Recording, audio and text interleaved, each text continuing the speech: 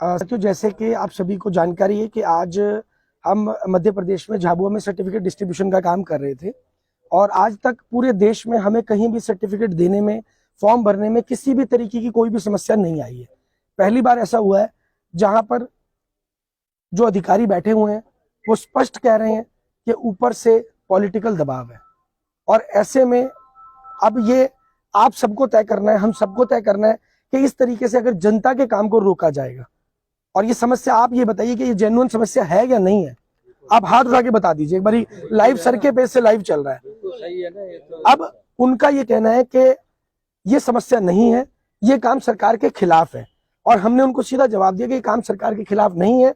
अपने हक की मांग करना या अगर हम अपना कर्जा माफ करने की मैं वही आपकी बात रख रहा हूं। मैंने आपकी बात जो रखी है कि ये सरकार के खिलाफ नहीं है, किसी के खिलाफ नहीं है।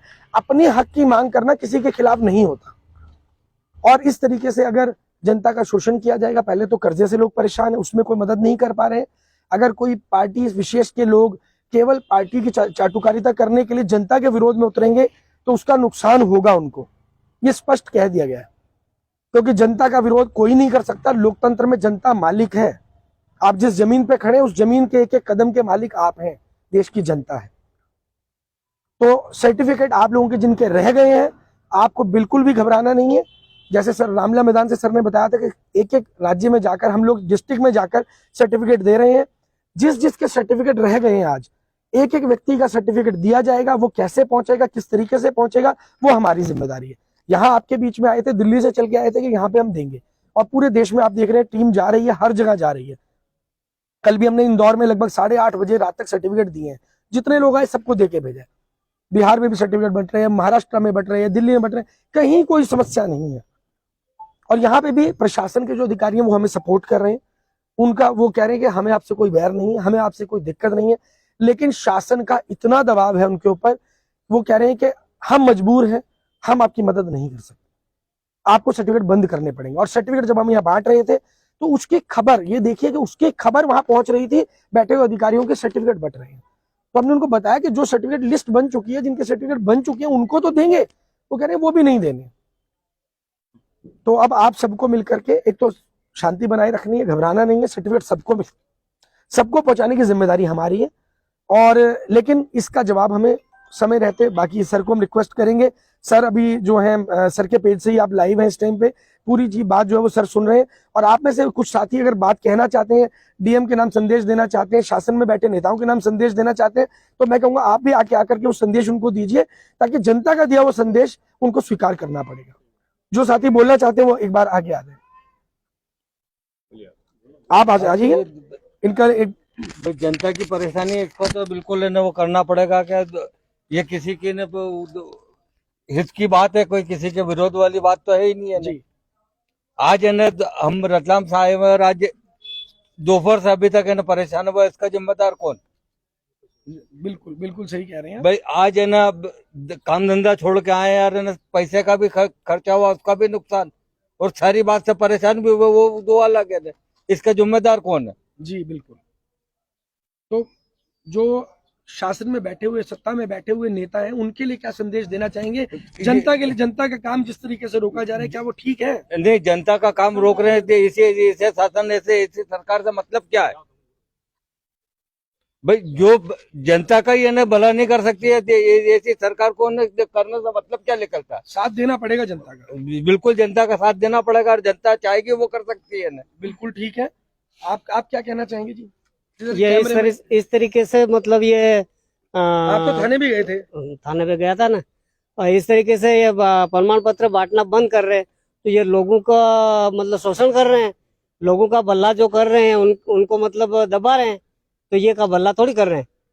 तो ऐसा मतलब टाइम किसी का भी वेस्ट नहीं करना चाहिए, टाइम टू टाइम चलने देना चाहिए उनको, ऊपर से हेल्प करना चाहिए कि आप अच्छा काम कर रहे हो, करिए। नेताओं को क्या संदेश देना चाहेंगे? नेता लोग इनकी मतलब हमारी पोल खुल रही है कि हम कभी भला कर नहीं सके, और अब ये लोग मतलब ऐसा करेंगे तो हमारा साथ कौन देगा, ये ऐसा सोच के ना आपके ऊपर दबाव डाल रहे हैं, और क्या कर रहे हैं। चलिए ठीक है। मैं चाहूंगा हमारे साथ एडवोकेट पवन नरवरिया जी है, जिनको दोपहर से पुलिस ने बिठा रखा था इसी वजह से कि आप सर्टिफिकेट का काम बंद करिए। मैं चाहूंगा कि आप एक बार अपना एक्सपीरियंस जरूर शेयर करें। आप भी थे और डॉक्टर साहब भी थे। जय हिंद जय भारत। बहुत बहुत धन्यवाद गुरु जी के पेज से लाए होने के लिए मुझे आभार। मैं बताना चाहूँगा साथियों, आज हम लोग इंदौर से सुबह निकले थे और रतलाम पहुंच गए थे समय पर 10 बजे। हम लोगों ने कार्यक्रम शुरू भी कर दिया था। कार्यक्रम शुरू हो पाता इससे 1 घंटे के अंदर ही पुलिस के जवान आ गए और उनका कहना हुआ कि हमें लोगों के द्वारा फोन करके बुलाया जा रहा है, आप इस कार्यक्रम को बंद करें। हमने बोला हम इसमें क्या कर रहे हैं, ना हम किसी के डॉक्यूमेंट ले रहे हैं, ना हम किसी से पैसे ले रहे हैं। ये अभियान पूरी तरह से जनता के लिए निःशुल्क चलाया जा रहा है और ये अभियान सिर्फ झाबुआ में ही नहीं है, पूरे देश में चलाया जा रहा है। पूरे 543 लोकसभा केंद्रों पर चलाया जा रहा है और इसको बहुत से लोगों से प्रतिसाद मिल रहा है। कल की हम बात करें, इंदौर में हम लोगों ने 650 लोगों के लिए वहाँ पे इकट्ठे हुए थे और उनको 8 बजे तक हम लोगों ने प्रमाण पत्र बांटे हैं। तो वहाँ कोई दिक्कत नहीं, जबकि वो मेट्रोपॉलिटन सिटी है, एमपी की सबसे बड़ी सिटी है, वहाँ पे इनको तकलीफ नहीं हुई। लेकिन आज झाबुआ की थांदला शहर में इनको इतनी ज्यादा तकलीफ हो गई। ये तकलीफ कुछ नहीं है, सिर्फ और सिर्फ राजनीतिक षड्यंत्र है। जो जनता को शोषण करते रहे हैं वो नहीं चाहते कि आज जनता की कोई हक की आवाज उठाए।